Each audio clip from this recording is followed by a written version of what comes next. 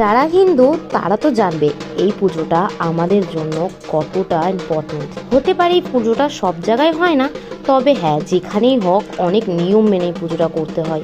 সবাই বলে এই পুজোটা নাকি একটা তপস্যা, কোনো রকম ভুল ত্রুটি হলে ডাইরেক্ট প্রাণও চলে যায়। এমন অনেক উদাহরণ আমার আশেপাশেই আছে। তো এর জন্য এই পুজোটা সবাই করতে পারে না, কিংবা সবাই করার সাহসও হয় না। যারা যারা করে বেশিরভাগই 1 মাস নিরামিষ খায়, আর কম বেশি এই 15-20 দিন ওদেরকে সত্যিই পুরোপুরি সন্ন্যাসী হয়ে যেতে হয়। মানে কম বেশি ফোন থেকে দূরে চলে যেতে হয়। খুব একটা ফোনের ব্যবহার করতে একদমই দেয় না, যেহেতু এখন ব্যস্ত জীবন, তাই এখন মানুষ একটু একটু করে, কিন্তু একটা টাইমে এটা কখনোই করতে দেওয়া হতো না। এবং বাড়ির সাথে যোগাযোগ একদমই 15 দিনের জন্য বিচ্ছেদ করে দেওয়া হয়, মানে পুরোপুরি সন্ন্যাসী। এবং বলা হয় যে মানুষ বাড়িতে মারা গেলেও এতটা মানতে হয় না যতটা এই পুজোটা করলে মানতে হয়।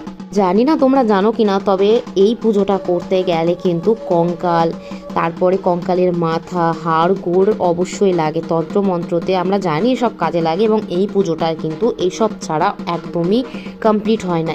এক কথায় বলতে পারো এটাই মূল উপকরণ। এই পুজোটার নাম হলো চড়ক পুজো। আর নীল পুজো বলা হয়, আগের দিন নীল পুজো হয় এবং পরের দিন চড়ক পুজো হয়, যেটা পয়লা বৈশাখের আগের দিন হয়, চৈত্র মাসের একদম শেষ দিন। এই পুজোটা কে কে জানো কিংবা কাদের ওখানে হয় অবশ্যই জানিও।